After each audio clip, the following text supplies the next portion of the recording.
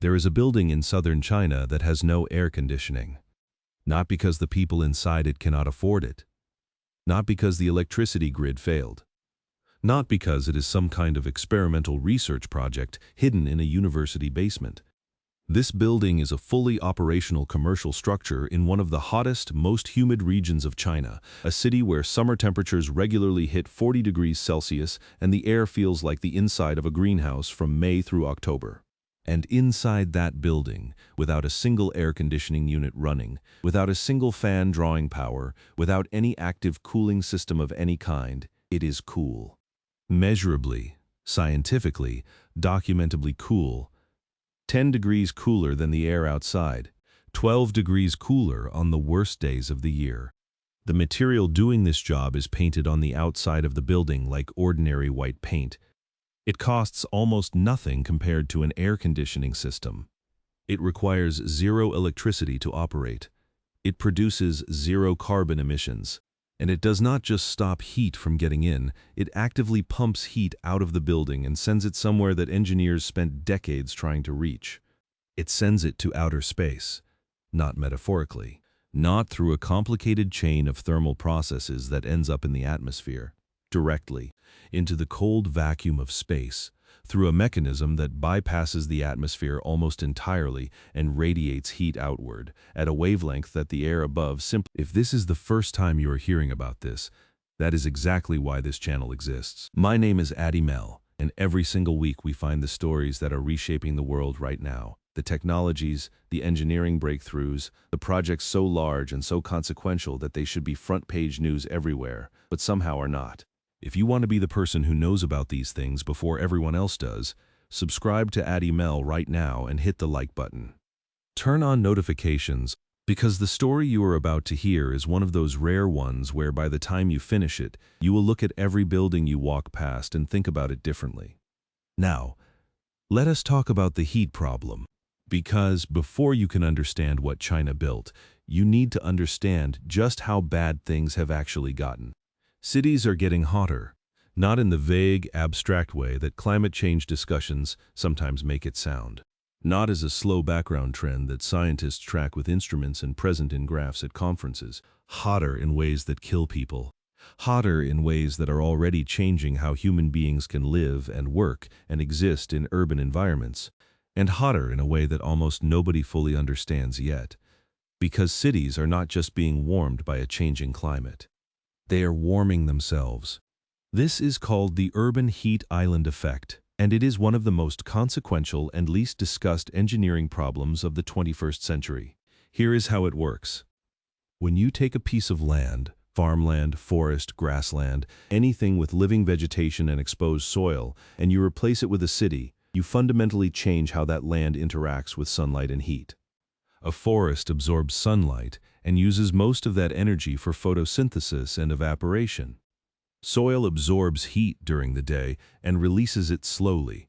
Living systems are extraordinarily efficient at managing energy. A city does none of that. Dark asphalt roads absorb up to 95% of the solar energy that hits them and convert almost all of it directly into heat.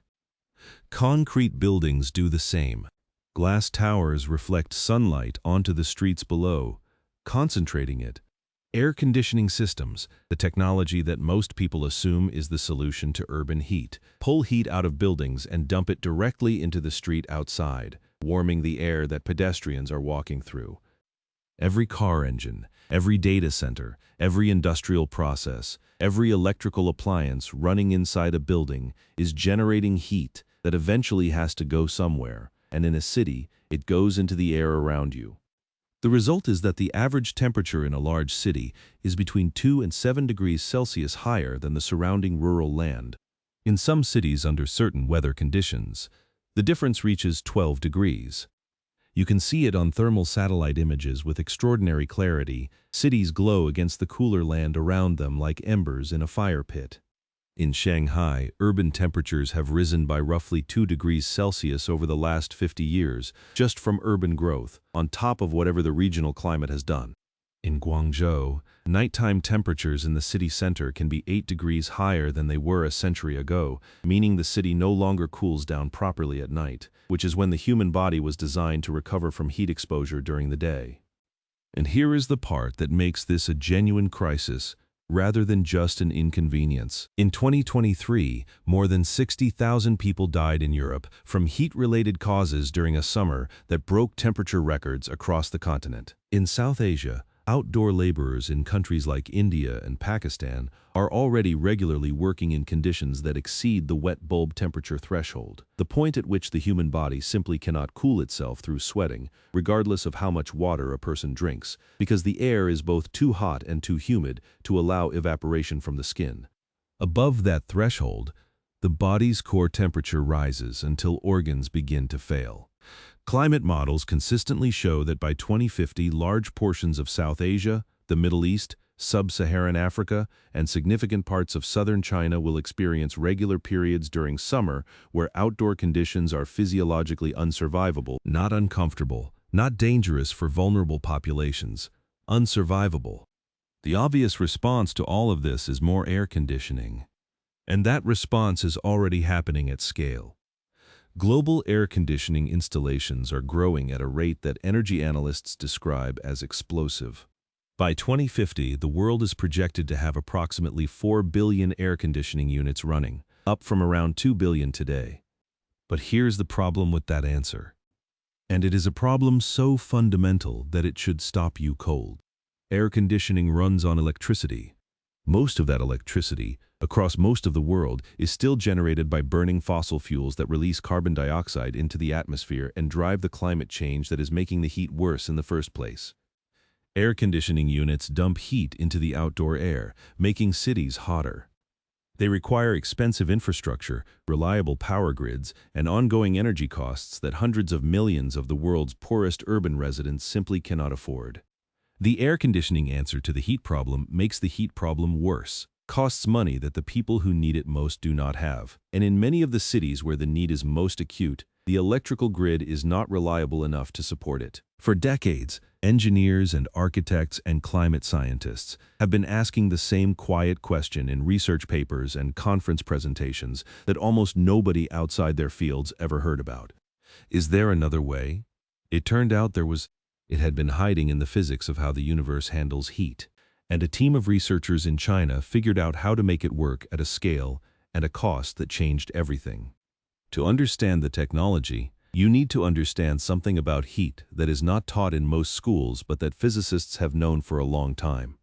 Everything that has a temperature radiates heat as infrared light. You do this right now, sitting wherever you are. The coffee on your desk does it. The pavement outside does it. Every object at every temperature above absolute zero is constantly radiating energy outward as electromagnetic waves, and the frequency of those waves is determined by the temperature of the object. When a building absorbs heat from the sun during the day, it stores that energy in its walls and roof and then radiates it back out at night as infrared radiation. This is why cities stay warm at night, even after the sun goes down. All that stored heat is slowly releasing. You can feel it standing on a city sidewalk at midnight after a hot day, that residual warmth rising from the pavement around you. Now, here is the part that opens up an entirely different way of thinking about cooling. The atmosphere above us absorbs most forms of radiation.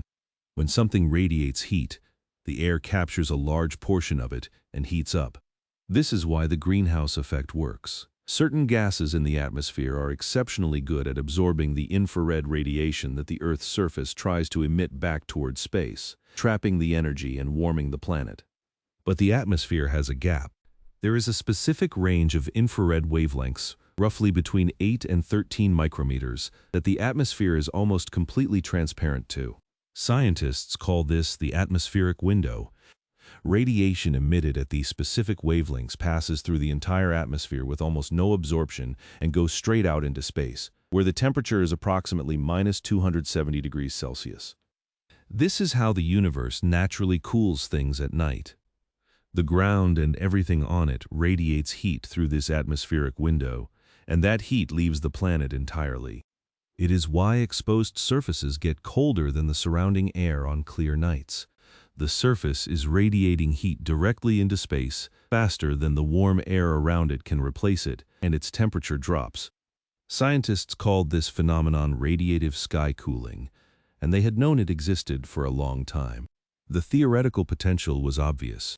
If you could engineer a material that radiated heat at precisely the wavelengths that fall within the atmospheric window, and radiated it strongly enough, you could create a surface that actively cooled itself by sending heat directly into space, even while sitting in sunlight. The problem was doing it in daylight. During the day, sunlight hits a surface and deposits enormous amounts of energy. For passive radiative cooling to work during daytime, which is when you actually need cooling the most, a material would need to do two things simultaneously that seem to contradict each other. It would need to reflect almost all incoming sunlight, so that very little of that solar energy gets absorbed in the first place. And it would need to emit strongly at the specific infrared wavelengths of the atmospheric window, so that whatever heat does accumulate gets radiated directly out to space faster than it can build up. For most of the history of materials science, nobody could build something. Every material that reflected sunlight tended to also be poor at the specific infrared emission needed for the atmospheric window. Every material that emitted well in the infrared tended to absorb too much sunlight to produce a net cooling effect during the day.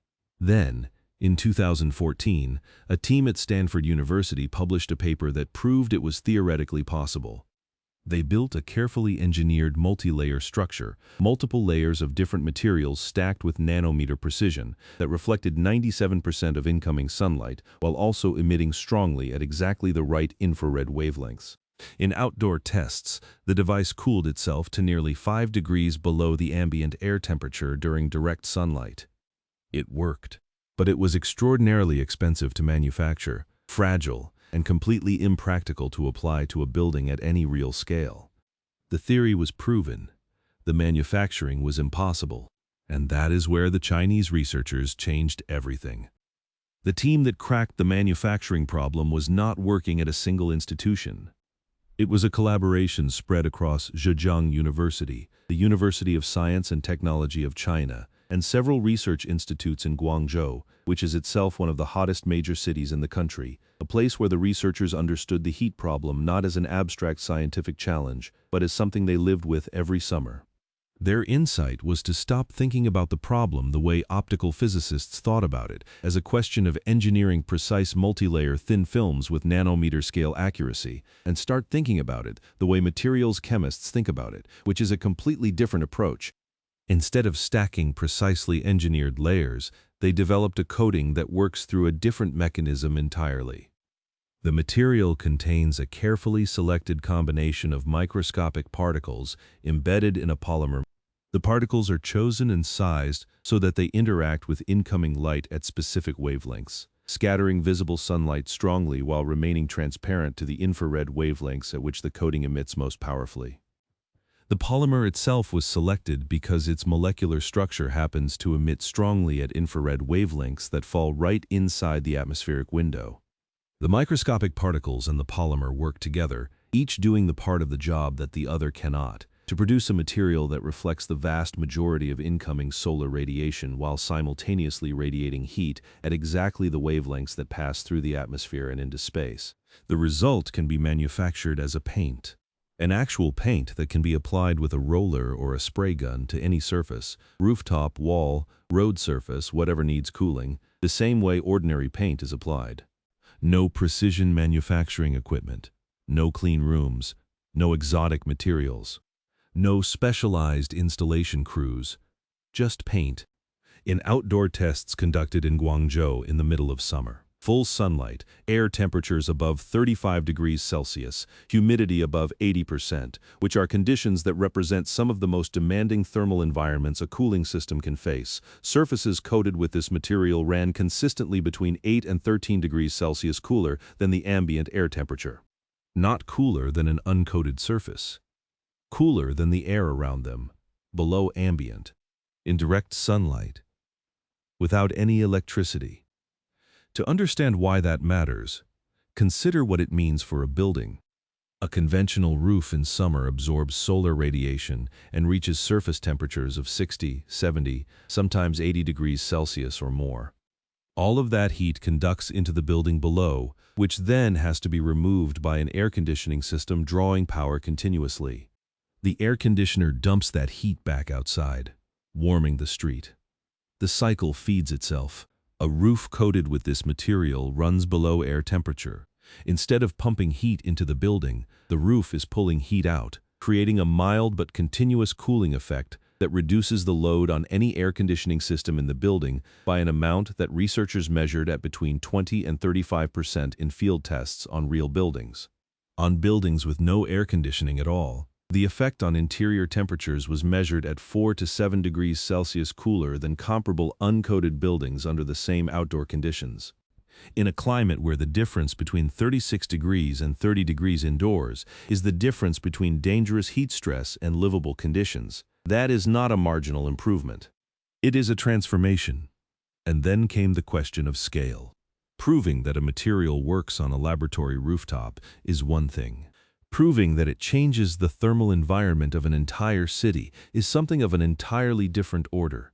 In 2022, authorities in Guangzhou, a city of over 18 million people in one of the most consistently hot and humid regions of China, approved a pilot program to apply radiative cooling coatings to public infrastructure across a designated district of the city.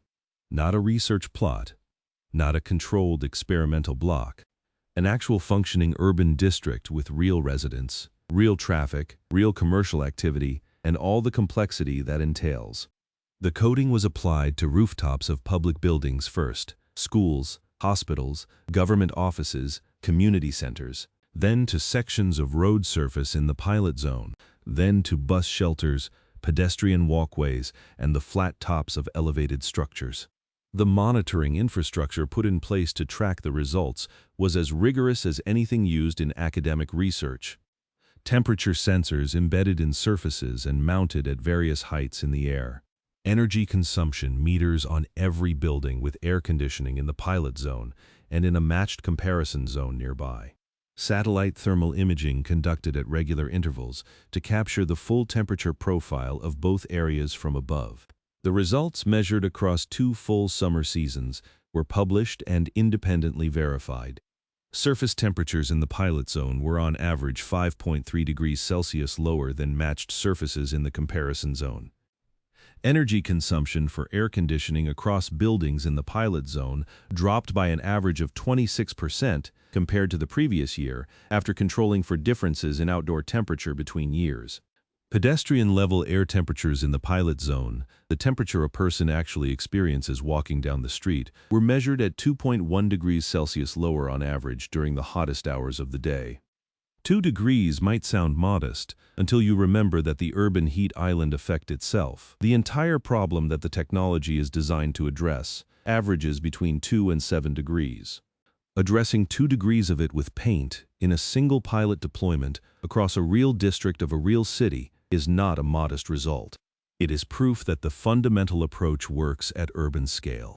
The cost of the coating application across the pilot zone worked out to a fraction of what a comparable reduction in air conditioning load would have cost through conventional means.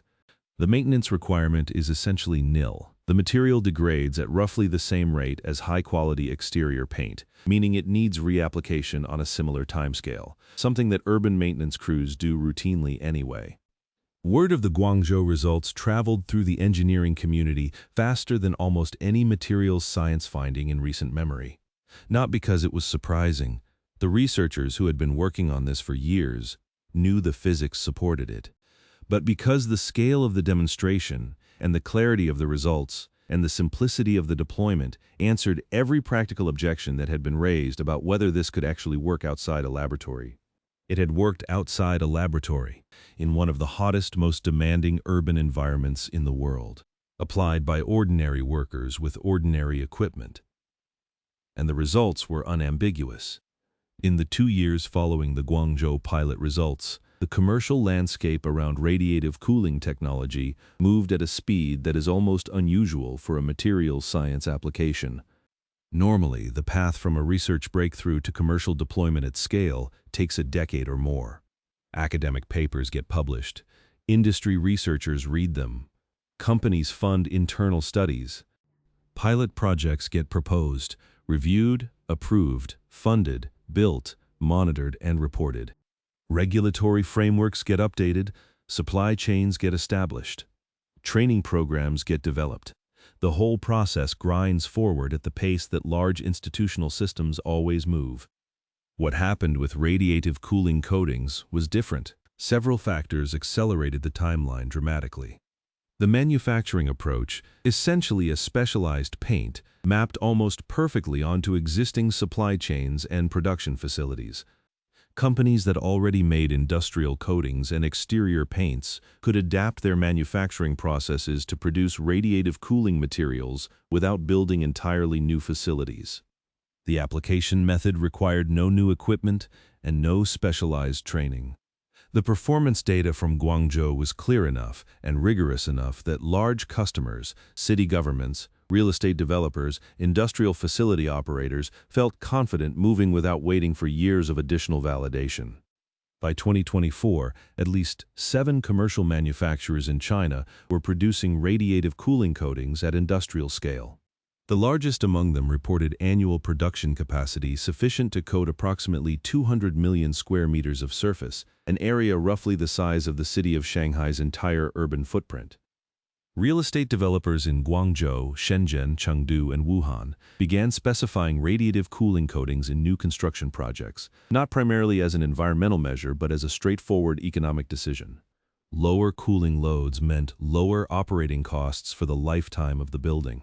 In markets where energy costs were rising and environmental regulations were tightening, that calculation was compelling on purely financial terms. The government of Shenzhen, a city of 14 million people that sits just across the border from Hong Kong and is one of the densest urban environments in the world, announced a program in 2024 to apply radiative cooling coatings to all newly constructed public buildings above a certain size as a standard requirement, not an option. The same year, 3 other major Chinese cities announced similar programs in various stages of planning. International interest arrived quickly. Research teams in Singapore, India, Australia, and several countries in the Middle East had been following the Chinese research closely, and the commercial availability of the materials opened the door to projects that had previously been conceptual. A construction firm in Dubai announced a pilot application on a commercial development in late 2024. A building materials company in India began negotiations for a licensing arrangement with one of the Chinese manufacturers.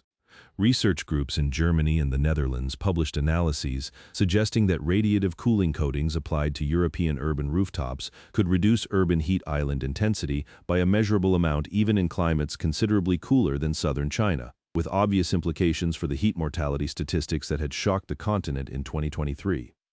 The technology had done what very few material science breakthroughs managed to do on this timescale.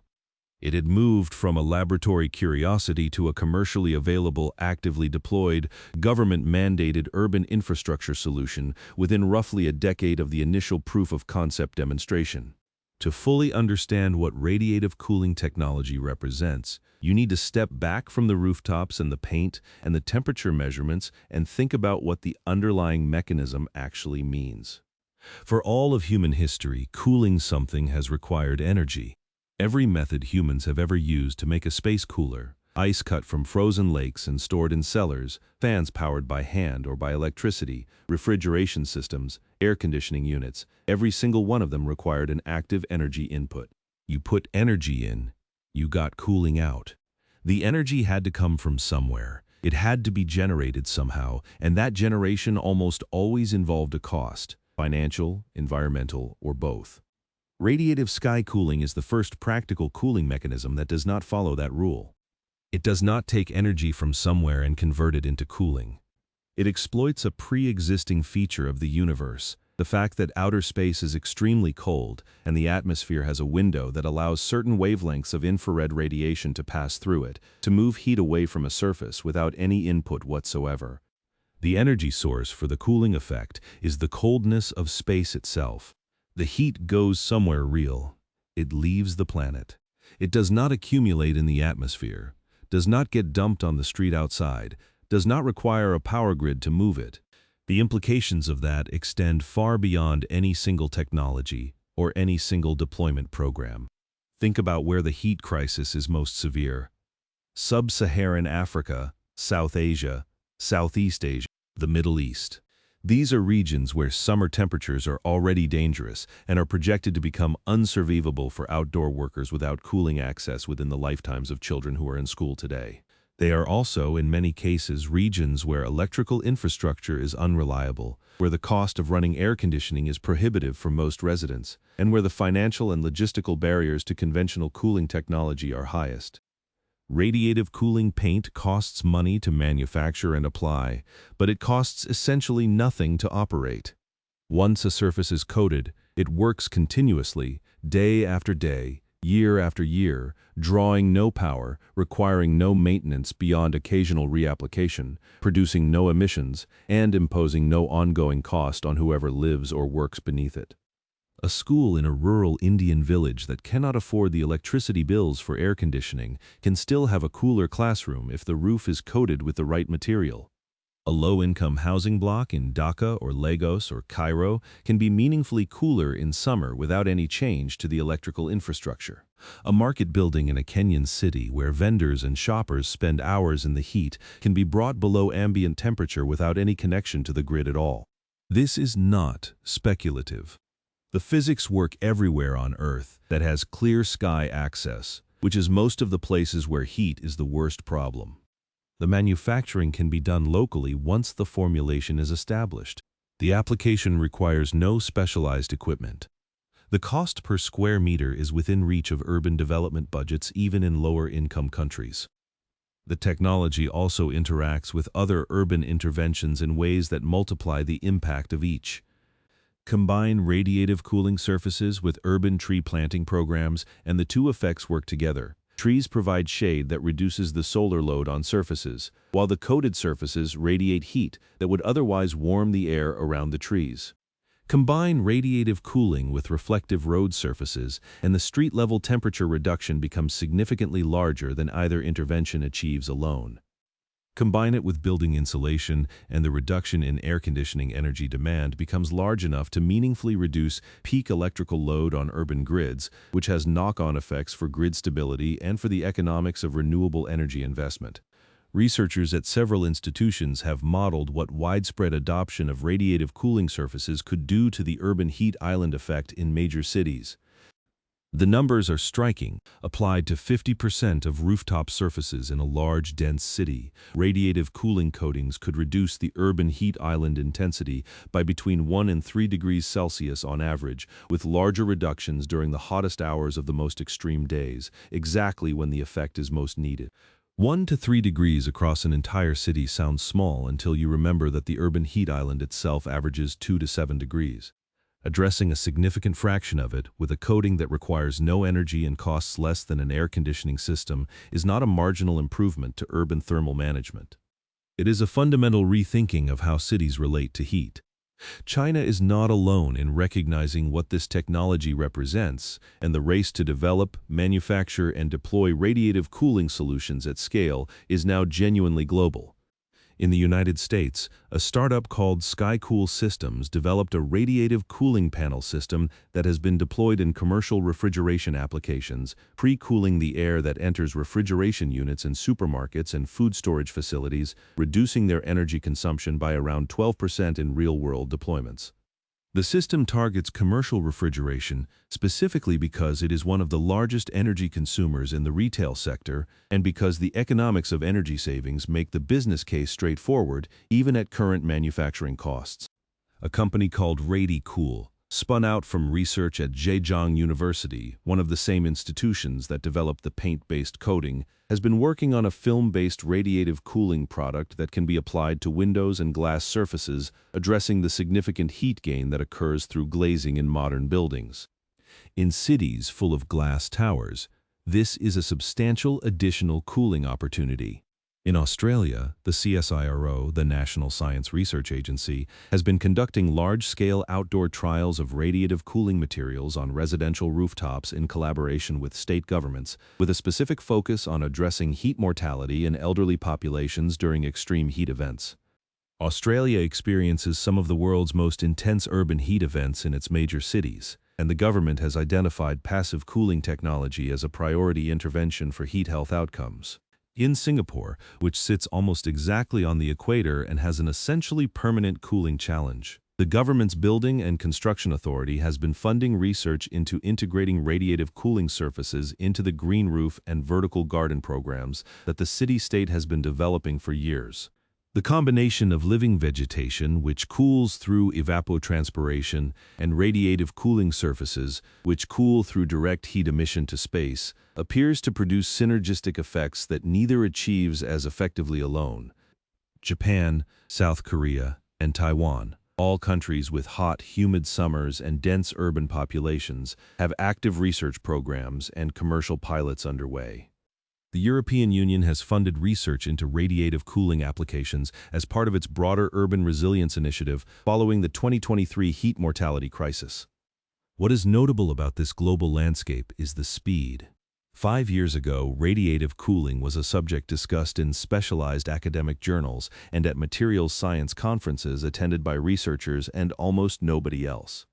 Today, it is the subject of government mandates in Chinese cities, commercial products sold by multiple manufacturers, venture capital investment in multiple countries, and active policy interest from urban planners and public health officials on every inhabited continent.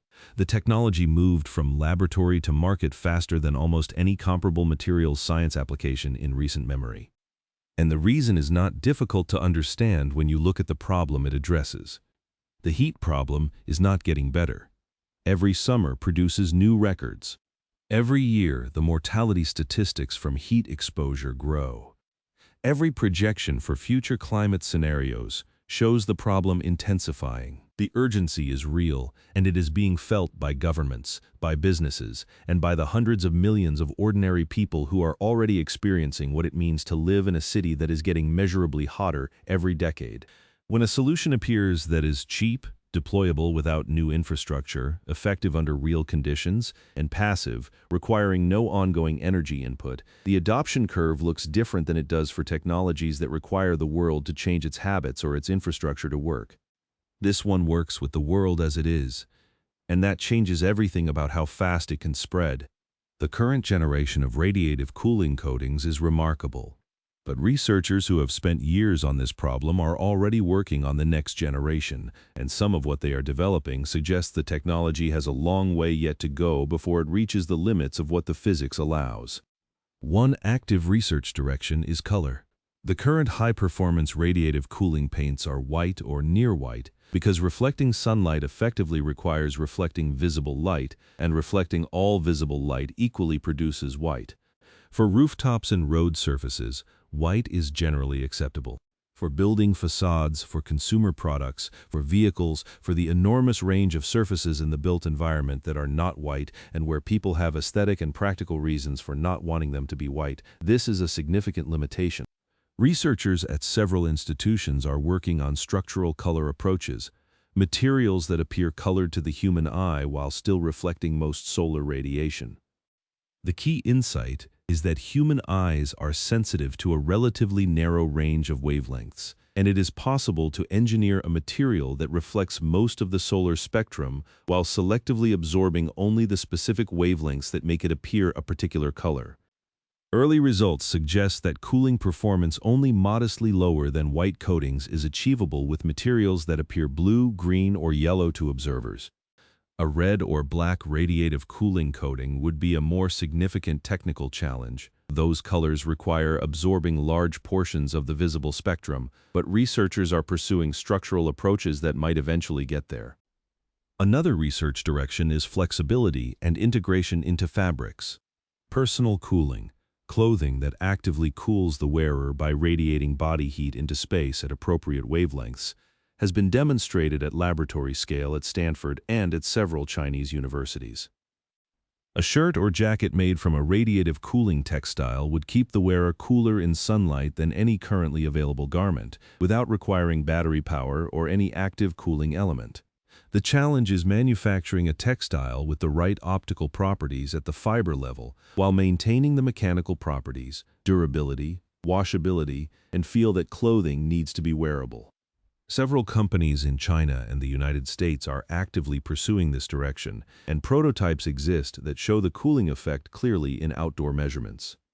Commercial products are likely within a few years for specific applications, outdoor workwear, athletic clothing, military equipment, before eventually reaching broader consumer markets. Perhaps the most ambitious direction is using radiative cooling surfaces not just to cool buildings, but to generate power. A surface that runs below ambient temperature creates a temperature difference between itself and the surrounding air, and temperature differences can be used to drive thermoelectric generators, devices that convert a temperature gradient directly into electrical current with no moving parts. The power generated by any individual building's radiative cooling surface would be small, but deployed at city scale across millions of square meters of surface area, the aggregate becomes significant. Early theoretical analyses suggest that in principle, a city could use its radiative cooling surfaces not only to reduce its cooling energy demand, but to generate a portion of its electricity from the temperature difference those surfaces create with the surrounding air. The engineering to make this practical at reasonable cost is significant and unsolved, but the physics allow for it. What is already solved, already deployed, already changing the thermal environment of real cities with real residents and real buildings is significant enough on its own. The heat problem is one of the defining challenges of the 21st century urban environment. It is going to get worse before it gets better. The populations most vulnerable to it, the elderly, the very young outdoor workers in developing economies, low-income urban residents who cannot afford air conditioning, are precisely the populations least equipped to manage it through conventional technological solutions. Radiative cooling gives those populations something that technology has almost never given them before. A solution that does not cost them anything to run. A solution that does not require a reliable grid.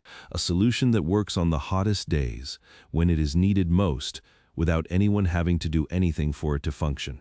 A building coated with this paint sits in the sun and sends its heat to outer space, silently, continuously. Without electricity, without maintenance, without anyone inside even needing to know it is happening. In a world that is getting hotter, that is a remarkable thing to be able to say about a solution that costs less than a coat of ordinary paint. If you made it to the end of this video, you are the reason this channel exists. We started with a building in southern China that had no air conditioning and was still cool inside. By the end, you understand the atmospheric window, the physics of radiative emission, the urban heat island crisis, and why a material that sends heat directly to outer space might be one of the most important things humans have invented in the last decade. None of that was in any headline you read this week. Almost none of it is in any mainstream conversation about climate solutions. But it is real, it is deployed, it is spreading, and it is going to change how cities work. I want to know what you think.